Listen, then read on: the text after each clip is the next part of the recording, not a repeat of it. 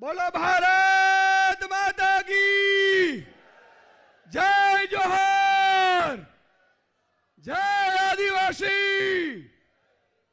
मित्रों આજે આ ધોમ તડકામાં આપ દૂર દૂરથી પધાર્યા છો એનો મતલબ ઈ છે કે જે હમણાં જ નારો આવ્યો કે જય ભવાની ભાજપ જવાની।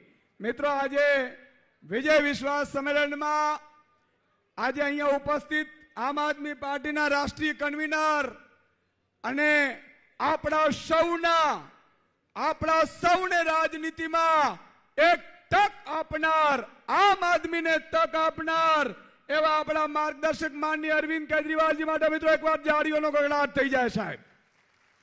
માનનીય સરદાર ભગવત માન સાહેબ કે જેમણે 4 વર્ષની અંદર મિત્રો પંજાબને ડ્રગ્સ મુક્ત કરી અને રંગલા પંજાબ બનાવી દીધું, ત્યાંના ખેડૂતોને માલામાલ કરી દીધા એવા ભગવત માન સાહેબ માટે એકવાર તાળીઓનો ગગડાટ થઈ જાય।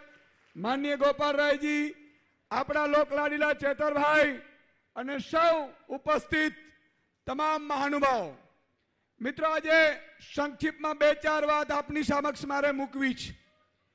મિત્રો આમ આદમી પાર્ટી માનનીય અરવિંદ કેજરીવાલજી, માનનીય ચેતરભાઈ, માન સાહેબ, અમે લોકો જ્યારે જ્યારે એકઠા થઈએ ત્યારે એક જ વાત કરતા હોઈએ છીએ કે 78 વર્ષ થયા આઝાદીના, 30 વર્ષથી ભાજપ શાસન કરે છે, પણ મારો આદિવાસી સમાજ જેટલો ઉત્થાન થવું જોઈએ, જેટલો વિકાસ થવો જોઈએ એટલો વિકાસ થયો નથી। મિત્રો સહમત છો તમે?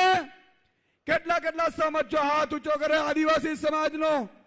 તો મિત્રો કેમ નથી થયું એનો એક અભ્યાસ કરવામાં આવ્યો છે। મિત્રો આજે માનનીય અરવિંદ કેજરીવાલજી અમને સતત કહેતા હોય છે, અમને કાલે જ કહેતા હતા, મને કહી સુદાન आप सबको एक तय करना है कि अभी तक भाजपा और कांग्रेस बड़े नेता को टिकट देते हैं, हम क्या कर रहे हैं, हम आम आदमी को दे रहे कि नहीं। तो मित्रों આજે તમને ટિકિટો મળવાની છે, તમે તાલુકા જિલ્લા લડવાના છો। આ તક માનનીય અરવિંદ કેજરીવાલજી એટલા માટે આપી છે કે હવે આમ જનતા, આમ આદિવાસી સમાજનું નેતૃત્વ કરશે। બરોબર છે કે નહીં?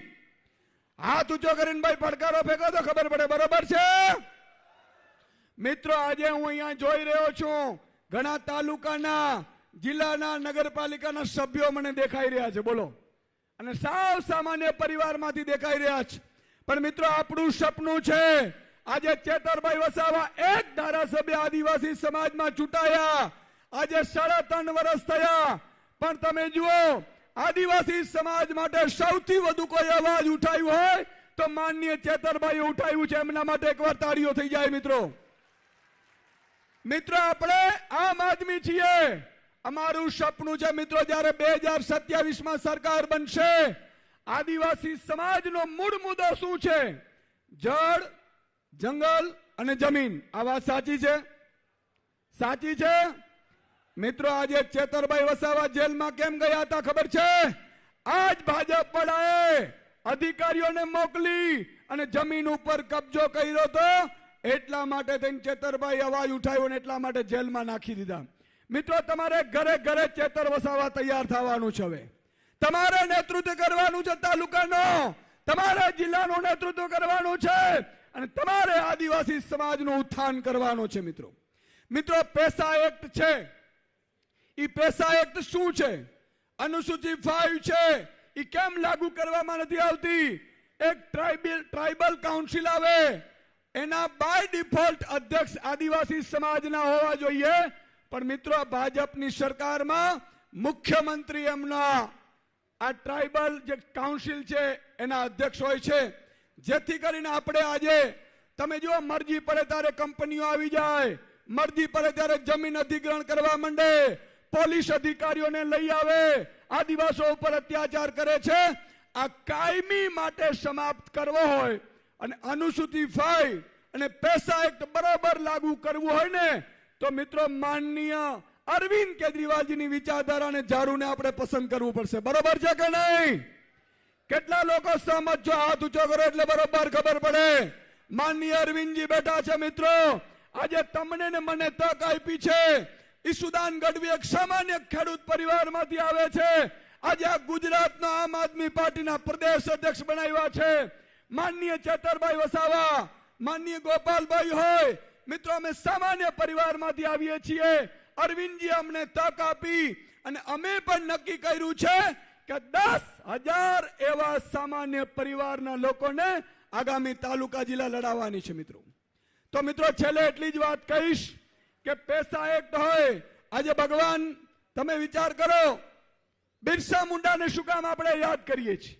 મિત્રો 24 વર્ષની નાની ઉંમરમાં એ મહાન વ્યક્તિત્વ, સ્વતંત્ર સેનાની, આદિવાસી સમાજને એક કરીને અંગ્રેજોની સામે લડી. અને ત્યારે મિત્રો અંગ્રેજોએ જે જમીન અધિગ્રહણ કરે છે ને અત્યારે ભાજપ વાળા, એવું અંગ્રેજોએ ચાલુ કરેલું. એની સામે લડીને એની વિરુદ્ધ આંદોલન છેડ્યું હતું. અને એટલા માટે મિત્રો આજે આપણે મહાન સ્વાતંત્ર્ય સેનાનીને યાદ કરવા પડે છે. ત્યારે વધારે ન બોલતા, આજે બિરસા મુંડાજીનું સપનું છે કે આદિવાસી સમાજમાં સારું શિક્ષણ મળે, સારી સ્કૂલ બને, સારી હોસ્પિટલ બને, સારા લોકો દરેક આદિવાસી સમાજના નેતાઓ બને, તાલુકા જિલ્લામાં નેતૃત્વ કરે, અધિકારીઓ બને. અને એટલા માટે છેલ્લી એક વિનંતી મારે આપને કરવી છે કે મિત્રો અરવિંદ કેજરીવાલજીના આમ આદમી પાર્ટીએ આપણે તક આપી છે. આગામી તાલુકા જિલ્લામાં આપણે એક વ્યક્તિ 10 વ્યક્તિને મત નખાવશે. ઝાડુને પસંદ કરશું.